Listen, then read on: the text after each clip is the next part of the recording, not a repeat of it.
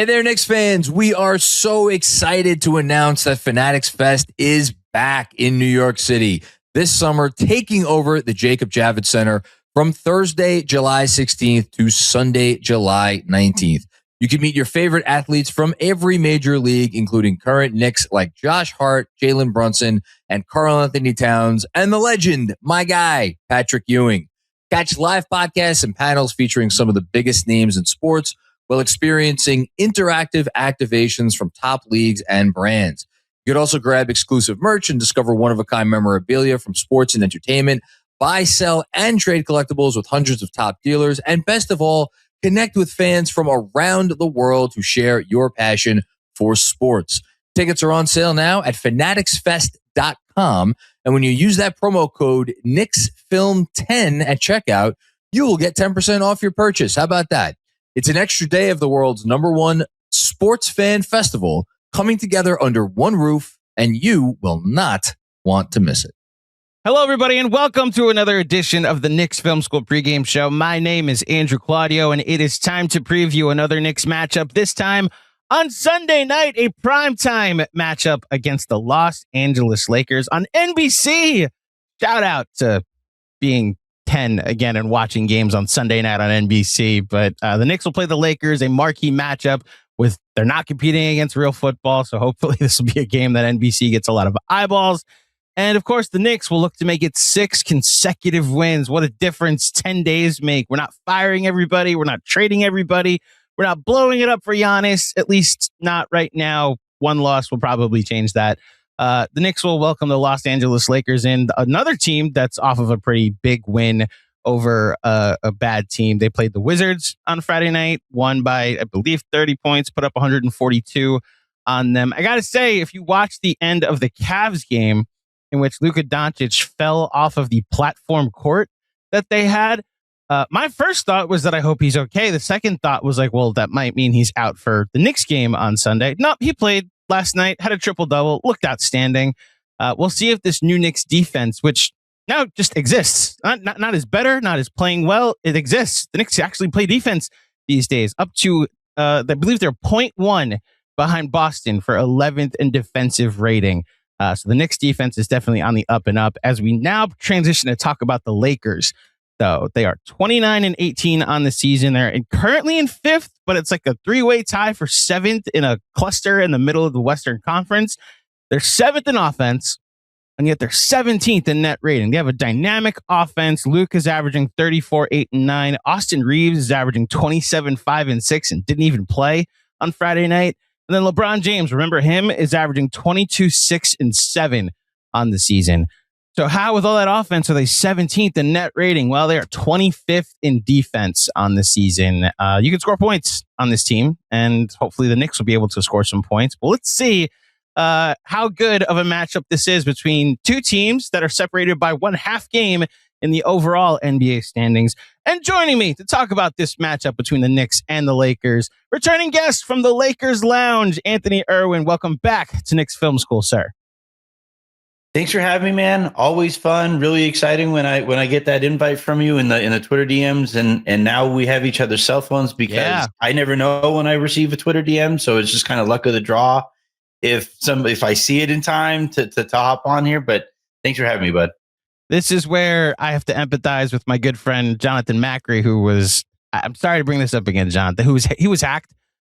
He may have filled out a podcast survey to help somebody out. Oh, man. So it was one of those things where we've seen a couple of people, like Cousin Sal from Bill Simmons' pod and Jimmy Kimmel's show. Same thing happened. He got hacked by a crypto bro. And I believe someone else from The Ringer got hacked. And it's just, out of the goodness of your heart, sure, I'll help you out with this podcast contest you're honored to win. And then you get 6 other requests like that. And it's like, oh, wait, this is fake, which is partly why I said to you, hey, let's go to phone numbers, because I don't want you to think me sending you a link could lead to you not being able to use your account anymore. Well, hopefully the Lakers can hack away into a good defense at some point this season. Love that transition. The vibes in LA, Anthony, I simply want to know, is 29-18 good? Because I understand it's the West. I understand the Lakers standard. the Knicks fans are through the moon today because they're good. Like, they've turned their season around after it apparently was in the shitter 5 games ago. But like, they're playing well, they're good to get to 30-18. The Lakers are 29-18, and I only have the prism of what I see on Lakers Twitter. So is 29-18 good in your eyes? It's 29-18 with, I believe, either close to or actually still a negative net rating or a net point differential, and it's a negative net rating to confirm that, by the way, a negative net rating 0.2. Yeah, you're right. It's just so clearly a fraudulent team. It's early in the year, you could maybe explain it away. You could say, oh, well, it's some weird scores here and there. It's this and that. But no, we're deep enough into the season where net rating actually matters and point differentials matter. And these now it's kind of difficult because you could still technically throw some water on it and say, well, they didn't have LeBron at the beginning of the season. Then they missed Luka for like a little bit. And then now they haven't had Austin for a month. And you say, well, if you have those 3 guys, maybe you would have a better point differential because you would start, the Lakers clearly need to outscore teams. And if you're missing one of those guys, then it impacts your ability to just overwhelm teams offensively. But still, it's just, I think Lakers fans have been really frustrated with this team because it's clearly a transition year team, right?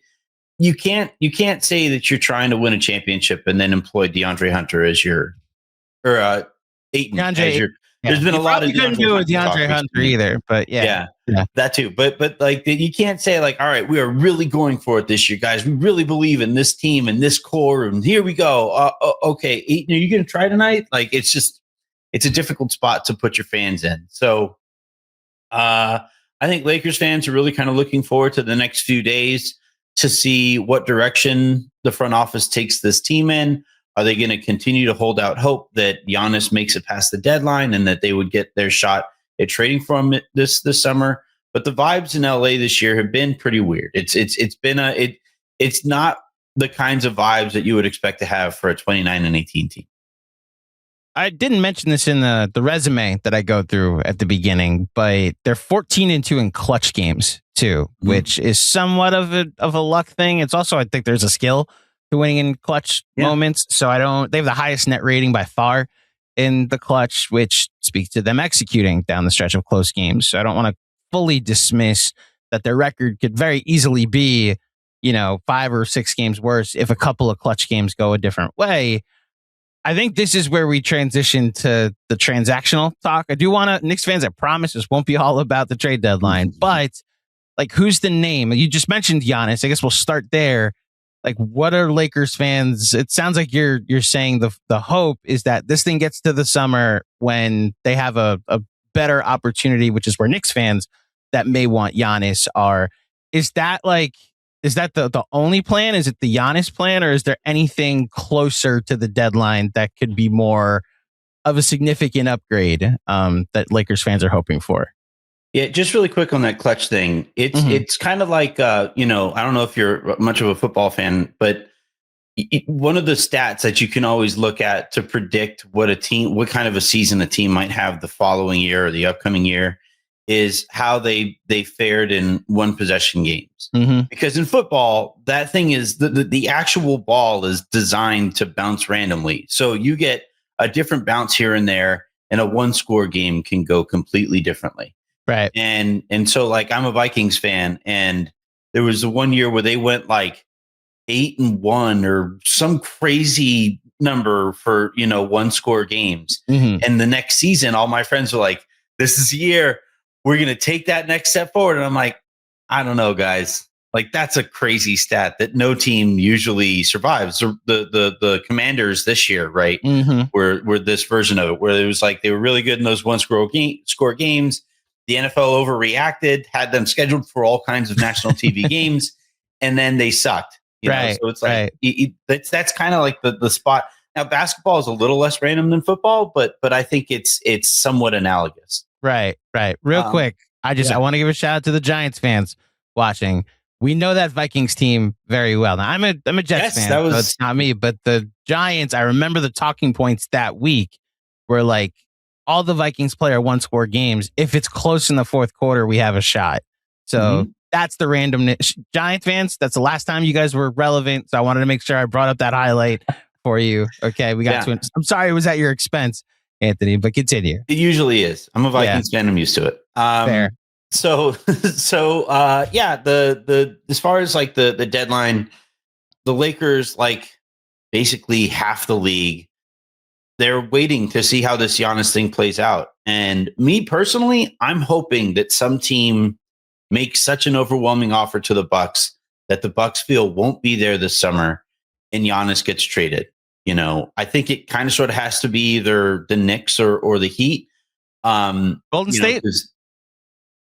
So the Golden State thing, I always feel like the media, because their front office and they have a great PR guy, Raymond Ritter is their head of PR. So like they get a lot of beneficial pub from the media at large, and their assets are always like vastly overestimated, I think, and like the opposite end of that spectrum is with the Lakers, where they are a notoriously bad PR team. Like their PR team doesn't help the media at all, and their front office doesn't leak at all.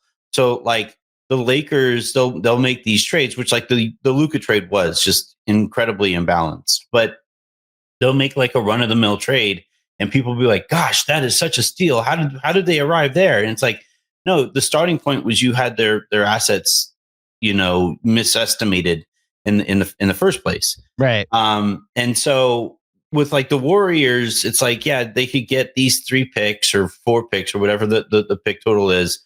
But unless they're far enough out that like you're talking about the end of the Steph Curry era and the end of the Giannis era, those picks aren't going to be that great. And then on top of that, like there's a lot of variance there. You know, you could say, oh, they're going to be terrible without Steph. Yeah, but if they're even mediocre without Steph, then that pick sucked compared to trading Giannis away. Right. You know? Right. I guess that's what the gamble is, though. You're gambling on if you trade all their available picks, somewhat of their basically the Mikal Bridges package, let's call it, for Giannis.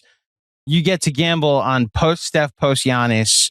Hopefully they haven't rebuilt it. And you have 8 years pushed out that you get to factor. That's the only reason I suggest Golden State, because they're the only of the teams interested that A, doesn't have to blow up their team to trade for him now, and B, like has all their picks. Like the Knicks very much pick compromised. The Heat somewhat pick compromised.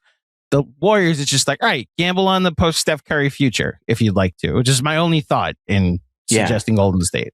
And I think that's worthwhile, but that can't be the extent of the value in the trade, because you're not getting any great young players back. You're getting a broken Jimmy Butler, you know, who's old and coming off of an ACL tear. Jonathan Kuminga, like, has been the dumbest story that I can recall ever covered.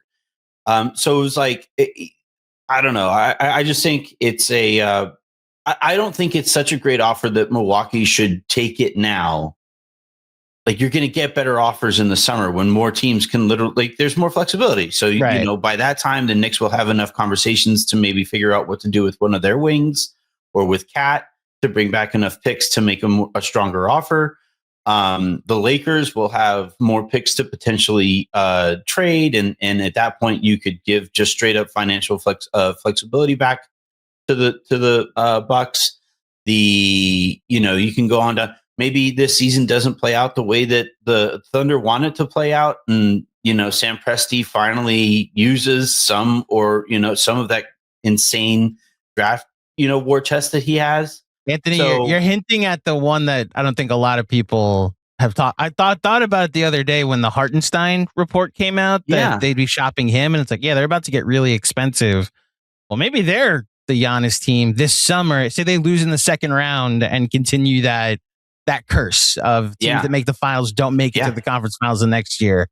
Could they be the team that decides to go all in on you, which would be just insane? That the last 2 dynasties we've had, they won a title, then lost in the playoffs, and then traded or acquired a superstar in hand. So yeah, I get that. So I mean, and like the Spurs, right? Like if the Spurs, because they're kind of this darling right now, but if they get wiped out in the first round or something like that, do they get more realistic about this kind of a deal? Like I just Atlanta, my point is, most of the people that I talk to think that this is going to extend past the deadline because it just behooves the Bucks to do so. And the only way that Giannis gets traded in the next 5 days is if he goes to the Bucks and adamantly says, "Get me out of here," and makes things ugly, which he has refused to do to this point. Even poor Shams had to, twist himself into a pretzel to say that Giannis was now open to a trade. He didn't request it. Don't you dare say he requested or asked for or mentioned a trade. He's just open to it. We're all open to it. The wind blows us where it blows us. And so like if Giannis continues to try to be the good guy here, he's going to have to wait, and we see this with all of these trades. The only guy who got where he wanted to go when he wanted to go there was AD. And he did the whole "that's all folks" thing. And, that leaves a bad taste in everybody's mouth afterward. But Anthony Davis got an extra prime year with the Lakers that he wound up winning a championship in. Whereas with Giannis, the longer that you wait and the longer that you're nice, that's prime years wasted, prime trips to the postseason wasted. And he's getting up in age. He's 32, right? Or 31, 32. Like, you don't want to waste these seasons, So I think it goes past the deadline. And if it does, the Lakers, they're kind of talking amongst themselves, and their front office seems to feel a certain type of way with how nobody's really considering them a contender. Heard over the last few days that Giannis has them on his list of teams that he would be open to going to. So at that point, for the Lakers, they're kind of waiting for that. So that means you aren't using draft capital on a wing. So Herb Jones out the door, Trey Murphy, not a possibility. Andrew Wiggins, not a possibility. That's why there was the Hunter noise, right? Was because you could get Hunter without getting a pick. But you're probably out on Nick Claxton because he's going to cost a first round pick if you want to improve your center situation. So the Lakers are probably going to make more of a peripheral type of move, and Lakers fans again will go into a postseason with the Lakers team headed by LeBron, headed by Luka, headed by Austin that nobody seems to actually believe in. And I think Lakers fans are really kind of sick of that ride. They all want to get off of that ride. I will say, at least it doesn't seem like the last ride, if that makes sense, because of what the Luka trade gave you. Yeah. Like now there's, like you said, it's a transition year, but into something that could be hopeful rather than when LeBron goes, what next? So yeah. I think the Knicks, to your point, I don't think, to reset what you were saying about the Knicks would be the desperate team. We've gone through all of the fake trades and the trade machine machinations. There's just no realistic way this happens within the next week for the Knicks, unless we just had the Portland pod. I had my buddy Danny Meringue from up in the Northwest. He's basically saying Portland's hoping this gets to the summer. If Portland has a change of heart and is like, you know what, we'd love to give you those Bucks picks for OG Anunoby or Mikal Bridges. Other than that happening, this is probably going to the summer. And I think, like you said, even from a Milwaukee standpoint, let the lottery happen. If Atlanta gets the 2 pick and you end up with or I guess New Orleans technically gets the 2 pick and you end up jumping into the top 4 because you've tanked the last 2 months, and Atlanta's like, go rebuild your franchise with AJ Debanza and Cam Boozer or Darren Peterson. Yeah, that's a thing you can sell to your fan base. So I agree with you that probably goes to the summer. Transitioning back to basketball. Yeah. What's the thing the Lakers fans are complaining about the most? And if I can add a follow-up, after DeAndre Ayton, what's the second thing that Lakers fans are complaining about the most? Yeah, I think it's the defense. The Lakers color commentator is a guy who's been there forever. He worked with Chick Hearn, and Stu Lance. You can hear the contempt in his voice for the way that the Lakers defend, or that they don't outright. And like it's always really interesting to me when like state media is even like, God, this is annoying, you know? And so I think Lakers fans have kind of, they're sick of watching a team that you never know what you're gonna get, you know, on a night by night basis. They're sick of watching a team that folds as frequently as the Lakers do. They've been blown out as much as basically anybody in the league, right? They just lost the other night in Cleveland in what may have been LeBron's final game. I doubt it is, but like in what may have been LeBron's final game in Cleveland, they lost by 30, and LeBron barely looked like he cared out there, you know. And like the Lakers fans are sitting here. It's like, this is a long season, and yes, you've won in the clutch a bunch, and some, you know, those games can be somewhat exciting, but it's also just such a gut punch where on at least once a week or so, you're getting your butt kicked by a team that you feel like you shouldn't get your butt kicked by. You should be a little bit more competitive against. So, and it's just, a lot of it just is kind of predictable. If a team has athleticism, length, and physicality, Lakers aren't in a good spot. And the Knicks do have those things. So I'm curious how this game is going to go. But yeah, I would say, you know, Ayton is kind of the face of this issue, because you could just kind of tell early on, all right, Ayton has it tonight. All right, this is interesting. Let's see what they got. And then you'll watch a different game and it's like, oh, all right, Hayes is playing in the next 3 minutes. we gotta hope that Jackson Hayes brings it tonight and Drew Timme steps up as a two-way player. So it's just that's the overall annoyance with Lakers fans. It's just like, all right, let's just sim to the end of the season, and, you know, once again, just feel like the Luka Doncic, LeBron James, Austin Reeves season should be more fun than this. And I think that's just like, Lakers fans are just sitting here like, how are you ruining this for us, Rob Pelinka? And how are you a made man? Like, well, this is where the Luka trade almost makes him a made man for the fourth. What's the big heist that happens in the middle of Goodfellas that all of a sudden gives them all carte blanche until the end of the movie? Spoiler alert. Regardless, that's his heist. That's what he was able to do. So that gets him there. I think Lakers fans are hoping that the end of that movie is the same. So he's Joe Pesci. Like, they're hoping that Mark Walter walks him into that room when he thinks he's being formally made, and it's like, what? Yeah. Jeez, I'm sure that meme is already out there on social media. Look, from just to relate, the Knicks went 2-9 over a stretch at the beginning of 2026, and they just couldn't get stops, just with a 29th ranked defense during that stretch. And it's probably the most deflating thing to watch a basketball team that just can't get stops. And to relate to it even more, and this is where I hate to pick on Karl-Anthony Towns, but you talk about the number one thing Knicks fans are complaining about these days, or were complaining about for most of this month. It was the defense, but then your back line of defense being Karl-Anthony Towns just is not the most ideal. I look at the Lakers schedule. They have the fourth hardest remaining schedule over their final 35 games. They're in a conference where a 3-game losing streak puts you in the play-in. What does a disappointing season look like for the Lakers in your mind? What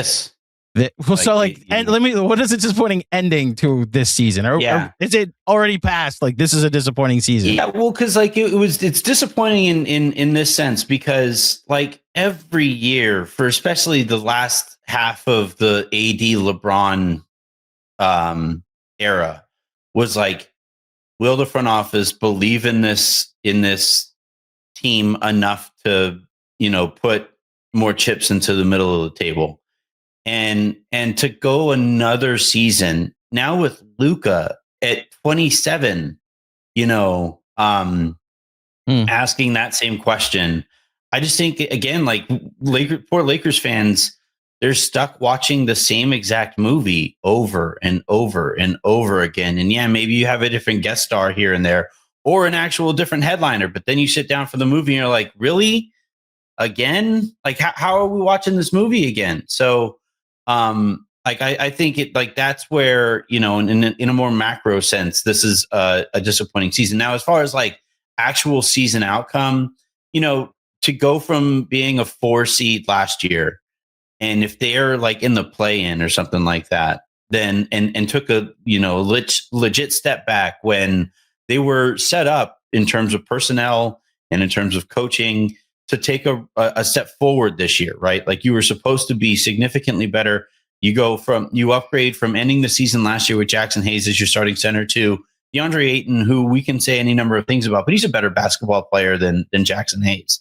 You go from, not having any perimeter defense last year to employing Marcus Smart, who, yes, at this stage of his career is not, anywhere close to the defensive player of the year caliber that he was. I don't think he should have won that award anyway, but like, you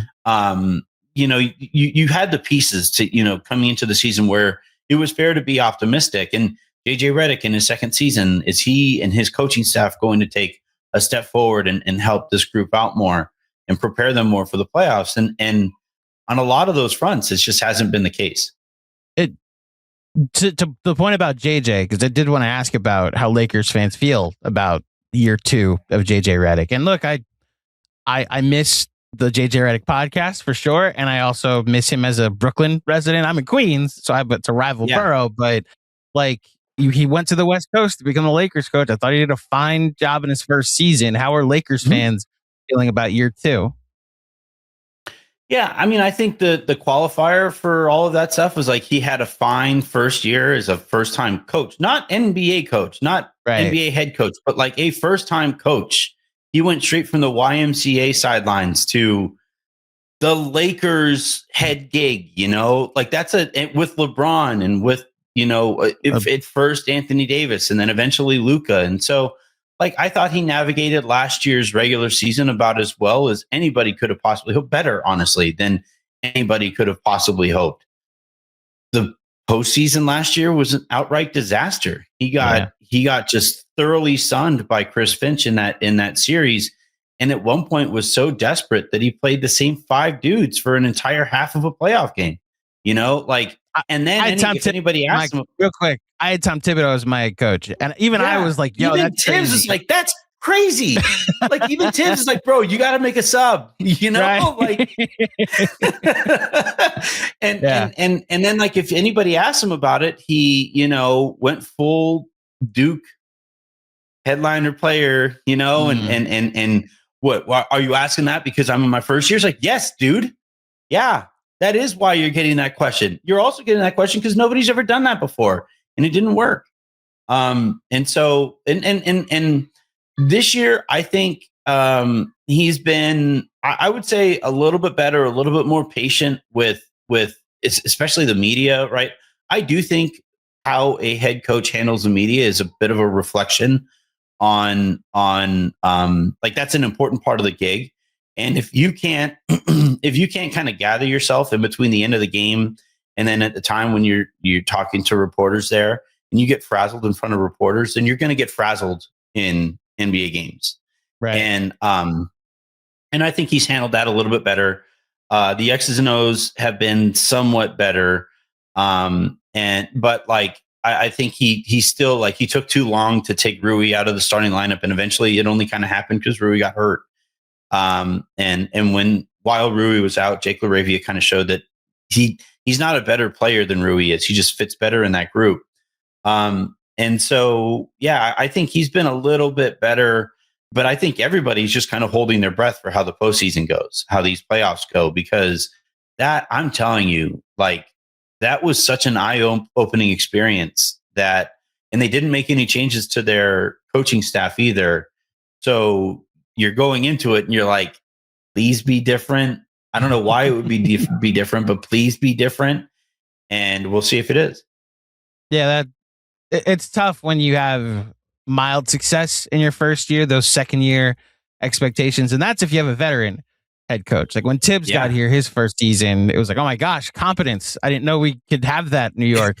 Again, that year 2, that step back to just mediocre was so frustrating. And the Lakers, it's why it's tough to gauge like the Laker expectation, the exceptionalism, right? Like 29-18 for so many other franchises would be like, man, I never thought we'd be 11 games over 500, but certain franchises are judged by what happens it's similar to the Yankees. Like what happens in October is what we care about, not the regular season, So, well, like I have so many of my friends, because at this point we've all been covering this team for a long time. All of the podcasters have, right? Trevor, Jovan, Pete, Raj, Harrison on my show. Like we've all been doing this for so long. We're all friends. We all text each other and stuff. And I think probably the thing that I'm furthest apart from those guys on is like they're of the mindset where it's like we're 29 and 18. Like why do you talk about this team the way that you do? And I'm like, I don't give a rat's ass if they win 55 games. I'll ask all the time. Can you recall, list all the times that the Lakers won 55 games? All right, now list the number of times the Lakers won a championship. How do you which list do you come up with faster? Right. And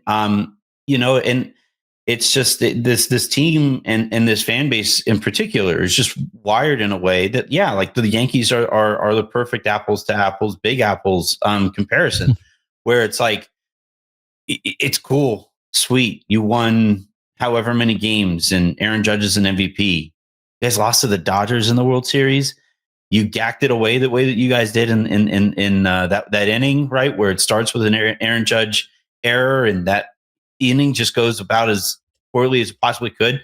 Probably stopped from winning a World Series there. That's what Dodgers or Yankees fans are going to remember more from that season than any of the successes in it, And then to follow that up with, the Dodgers win another World Series and the Yankees don't make it back there. Yankees fans are looking at that front office a certain type of way, and they're right to. They're absolutely right to. Lakers fans are wired the exact same way. Now Lakers fans are even more obnoxious because a lot of them are Dodgers fans. So they're like, this is my entire sports identity is wrapped up in rings culture, So that's where things kind of sit right now with Lakers fans. And I don't think anybody, including the front office, to be completely honest, is all that confident in what they're going to do in the postseason.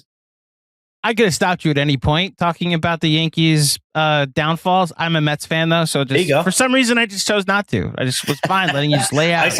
I was talking about it and I was like, I saw a smirk on your face while I was talking about it, and I was like, either he's about to unleash holy hell on me for bringing that up again, or he's a Mets fan who's just like, more.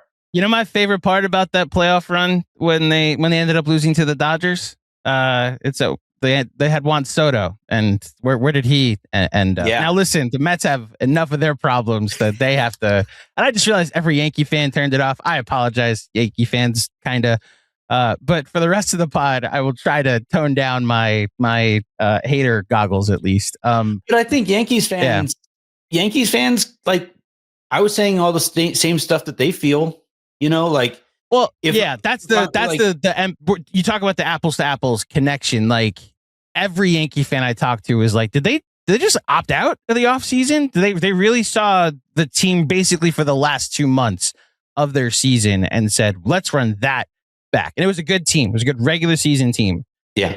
Your point, losing to the Blue Jays, a division rival, having Vlad Guerrero's kid, turn you into a punchline with David Ortiz in front of A-Rod and Jeter should have incited something. And you're not at all a factor in the Kyle Tucker sweepstakes, in the Bo Bichette sweepstakes, in any big free agent sweepstakes except your own. It was frustrating to see that be the standard that has now become for the Yankees. The takeaway or the thing that I heard the most from Yankees fans there was one, holy shit, the Dodgers are gamers, right? They make the big play that they have to make. But two, and I apologize for cussing. I don't know if you guys allow cussing. We cuss. You're good. You're good. But two, the takeaway was, God, we were close, weren't we? We probably should have won that series. And to go from that to then take a step back and lose to the Blue Jays and then run the group back that took that step back, while the Dodgers have just added to the roster that beat them in the World Series, and the Mets are adding to their roster, right? Taking your dude Soto, meaning the Yankees dude. Right. Like the Yankees fans are just sitting there like, what has become of us? Like, what has happened to? We used to be the big bullies, and now I see Yankees fans complaining about Dodger spending. I'm like, where did this come from? Yeah, it's like I know that ain't who I think it is. You know, they've gone full big boy. Exactly. Yeah. Look, I do wonder if the made man Rob Pelinka, if because LeBron and his career, maybe more specifically his Lakers tenure, might be ending. I wonder if the Luka trade bought him a let's see what you can do post LeBron without the LeBron expectations. I'm sure has added part of it too. Like the way he just kind of engulfs so much of the conversation around the Lakers, which leads to one of my last questions for you. So, some trivia. Do you know where LeBron ranks all time in points scored on the Lakers all-time scoring list?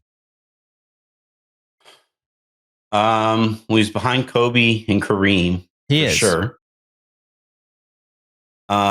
He might be third. Honestly. He's way behind. He's way behind both of them. Yeah. Like in terms of like total points scored, or total points for the Lakers, just as a Laker. Yeah. So he's 10th. So he's behind Byron Scott, Gail Goodrich, Shaq, James Worthy, Magic, obviously, and then Jerry West ends up being second in points. But like he's only 10th in points. He's 15th in win shares. And even if you go to playoffs, like 16th in win shares, 13th in points. Yeah. This is, in a lot of conversations, the second or third greatest player ever. I don't think he has a legacy, from my perspective, at all in the Lakers, like in their history as a Laker. And it's the team he's worn a jersey for the second most in his career. And this now extended stay is the longest he's ever been with one team. Am I reading that wrong? How do Laker fans consider LeBron James in any type of impacting legacy in that uniform, given what the franchise legacy has been? So basically what I'm asking is, like, do Lakers fans consider LeBron James an all-time great Laker? He'll have his jersey retired. But that I like. That's it. I would say so. No statue? They might give him a statue just because the one thing that LeBron has going for him is that the Lakers were at their absolute lowest point in franchise history. He shows up 2 years later, they win a championship. Like, the moment that changed everything was the Russell Westbrook trade. And because had that not happened, I think LeBron is on his way to, like you talked about, like the postseason playoffs, win shares, right? And well, the reason that he doesn't have very many of them is because the Lakers have basically entered every postseason since the Russell Westbrook trade as like maybe if you look at, you put your beer goggles on and maybe they could win this series, but that's about all that you've ever viewed them as. Basically, since that Russell Westbrook trade, they've never been a championship contender, and that's not LeBron's fault. It's Rob Pelinka's fault, right. And so now, will Lakers fans separate the two? Some will. Hardcore Kobe fans won't, because they were inclined to feel a certain way about LeBron anyway. But I think most realistic Lakers fans, can look at this entire situation and say, like, I mean, this front office just isn't very good, and it's not very organized. It's not very professional. It's an extremely thin front office that, like Lakers fans this was a serious take the other day that once again, DeAndre Hunter plays well against the Lakers. And now all of a sudden his name shows up in trade talks, and it's like, like this notion that the only games Rob is watching here are Lakers fans or Lakers games. And that's a serious thing that a lot of people feel about this. So I think with LeBron, I think most people can kind of separate his overall legacy with the Lakers from the impact others have had on that legacy. And he like at various points in his career, he would be good enough to just make up for that stuff, right? He was Peyton Manning in Indianapolis, right, where it was this turd, but like overall as an organization, the Colts were just this turd, and Peyton turned it into this golden nugget whenever he was healthy. And then you remember the one season that he missed, they went 1-15, right? And like with LeBron, I think it's kind of, for the vast majority of his career, and certainly in the stretches of his career before he got to the Lakers, he would be good enough to just make up for whatever blemishes existed on the roster. And now he's at in an age where he can't do that. And I think it's unfortunate. But like, yeah, as far as like how Lakers fans feel about him, it's complicated. I think he's underrated by most Lakers fans. You mentioned the hardcore Kobe fans too. I know we're like 5 days removed from the anniversary, which is obviously a sad one for anybody that has cared about the NBA. But like, I struggle talking about Kobe's basketball legacy because you want to have a rational one, and it's like, yeah, he's in the top 10, it's like somewhere in the top 10, one of the greatest scorers ever, if not the greatest scorer ever. And then there's the reputation that every podcaster that played in the NBA puts out there, and it's like, no, he's one or two. Like Jalen Brunson is part of that conversation too. And I struggle to be like, I understand he's a hero to you, but there's also a reason why you take so many mid-range shots. Like that's partially like the inefficiencies in your game. Celtics fans hate Kobe already, but then the notion that like he mummified Jason Tatum's game. There's that. Kobe doing that from the grave is just like, you do your thing, go. No, but like that entire dynamic has always fascinated me. Like it's so intriguing how like those of us who do this, like people don't quite understand. We're sick human beings. We think about basketball to an extent that is weird, like Avery and Miles will be doing something absolutely adorable, and I'll be staring off into the distance, and Jen will be like, "Babe, be present. Like, look at what your kids are doing." It's like, I don't know if I really like that DeAndre Hunter trade. It's like, and like, the reason I say all this is like, we think about basketball so much, and we think about this so like long and hard to the point we might be overthinking it, because so many basketball players, guys who think about this game just as much as we do, put way more time and energy into making themselves good basketball players. They all are very united, and like they have Kobe up here, and a lot of us bloggers, podcasters have him a little bit lower. And that dynamic has always really fascinated me, and it does, like, because I agree. Like, I would say anybody who has him in the top 10, I would agree with your list. Probably, I think your list is probably, and I have him in that like 5 to 7 range, But like, I'm not gonna. At that point, if you're arguing, 5 to 8 best player that's ever lived, it's a tier. Yeah, you're doing all right. Like the guy had a pretty good run of it. But like you said, like you have so many really effing good basketball players who are like, I have Kobe second. I have Kobe ahead of third. Bron. Yeah. Like, and I have, I think one of the dumber things that we could possibly do is just like ignore that as a take, given how pervasive it is. So, I think he's, man, it's all made so much more complicated. I forget who it was who said that like people talk a certain way about Kobe now because he can't defend himself. I forget which podcaster said that. Apologies. I actually think some of that is like that exists, but I also think some of it extends on the other end of the spectrum, where it's like, because of the way that we lost him, and because of like, it was just horrific. That day, I'll never forget where I was that day trying to podcast, all that stuff. It was an awful, awful day. Yeah. And I think because of how all of that played out, there are people who like adamantly will not hear anything besmirches Kobe's legacy. And I think, you got to stand somewhere in the middle. But like as it like the impact that Kobe fans and Kobe stans have on LeBron's time here in LA, it's felt, like it's there, and it's very much this. It's really unfortunate because, again, like my mom is a huge, hardcore Kobe stan, and if I say anything positive about LeBron in her presence, she will literally just like, like visibly gag. Right. And it's like, why? Are you a Kobe fan or are you a Laker fan?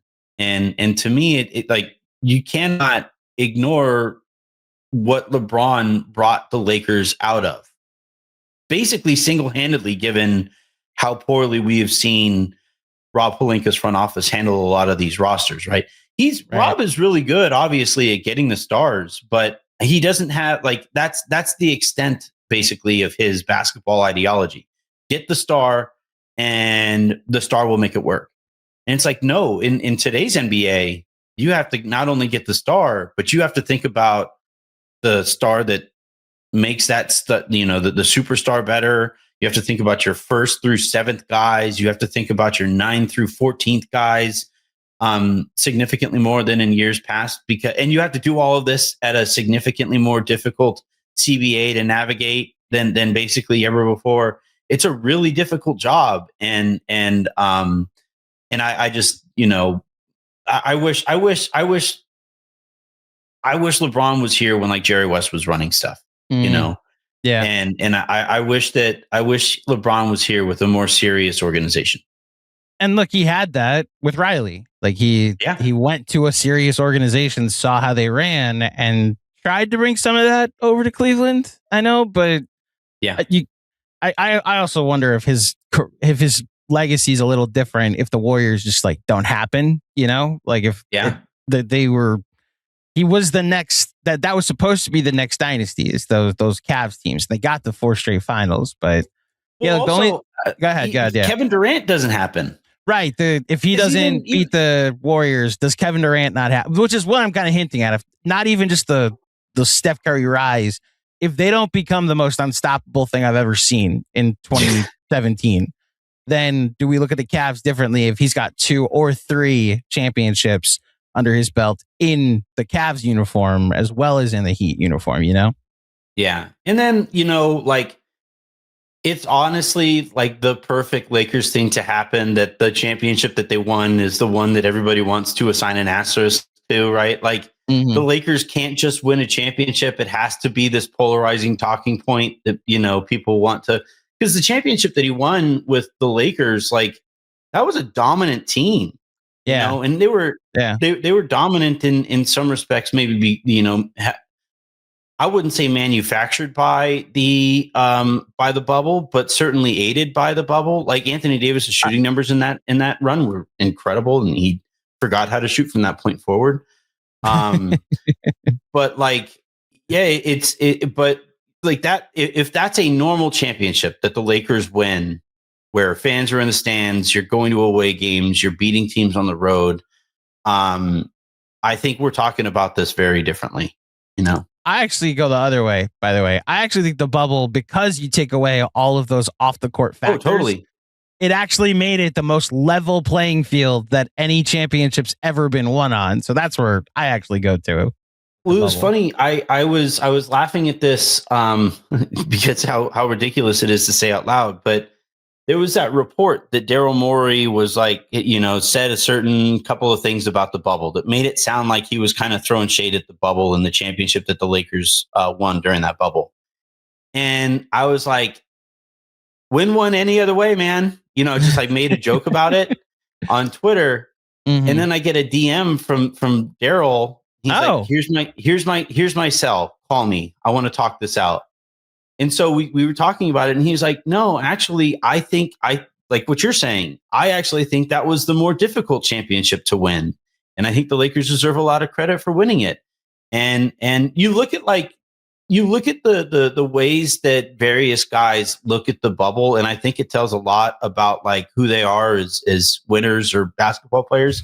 So like the Clippers after the bubble, you had so many excuses, right? Oh, we had this, we had that. Like Lou Williams basically said, once we noticed that nobody was going to take it seriously, we stopped trying. And it's like, oh, so if you're capable of not trying in a playoff setting, then you're gonna quit. Yeah. And like when the going gets tough, you're going to quit. And like Jamal Murray is an interesting person to listen talk about the bubble, because he'll say that was the best basketball I have ever seen. That was the best basketball maybe ever even played in NBA history. And shortly thereafter, the Nuggets win a championship. So you look at the directions that like the Clippers took versus the direction that the Nuggets took. And the Nuggets pushed the Lakers. I think of any of the teams that the Lakers went through en route to that championship, the Nuggets was the closest series. And it didn't surprise me at all that, you know, they're coming, or their rise was coming. And I think a lot of it has to do with, look, man, if it's a championship, go out and win it. You know, like if you're, I don't care if I'm golfing tomorrow with my buddies, right? I don't care if we put $20 on the line. I don't care if we put $200 on the line. I'm going to go out there and try to play the best golf that I can play there. I still suck. Everybody sucks at golf, but like, it's just like, if you are wired to try to win stuff, you're going to win stuff. And I think like Lou Williams making those excuses and then never winning anything, I don't think was all that much of a coincidence. It's the Daniel Plainview, there will be bloodline. I have a competition in me. Like if it's just inside of you, then you'll treat it like it's serious. Like you'll take that seriously. And it seemed as if those Clippers did not have said competition in them, which, you know, we can only judge what's happened to both franchises since then. Yeah. I know I've kept you long, but I have one more question for you that I've literally asked everybody. So I got to get, and this might be the most curious I am about the answer to this question. So I've been asking people about that game. And I don't know how much of a Bill Simmons fan you are, but when he had his old page 2 column, he went through the different levels of sports heartbreak. And I think one of the top ones, first or second, was that game. It's just, you say that game and it's the loss that every fan, you just say that and they know exactly what game you're talking about. For me, it literally just happened last year, game 1 against the Pacers last season. Mm-hmm. I've usually been able to be like, he's probably going to say that for my guest. I have no idea what that game is for a team like the Lakers that's won so much in my life. So what is that game for the Lakers? All right. You say Tim Thomas around any Laker fan. Wow. Okay. And you're going to get vitriol, okay. You know, because so we're going to 2005, that is, right? Or the Lakers had a 3-1 lead on the Suns. I think Nash had just won an MVP that Lakers fans thought should have been Kobe's. So it's 06. It's 06. Yeah. Yeah. And the Lakers, you know, it felt like they had them right there, and the ball, like they have the game in hand. I think they were up by 3. They have the game in hand. The ball gets tipped out to Tim Thomas, or rotates over to Tim Thomas. Lamar Odom jumps out of his shoes at a pump fake. Thomas gets a wide open 3 to send it into overtime, and eventually the Suns won. And it was like, that is the game. Cause that was, you talk about like Kobe stand and Kobe standum and Kobe fandom. You know, Shaq had just demanded a trade. Kobe had averaged 35 points a game in, you know, over the entirety of a NBA season, and was like not really close to winning MVP.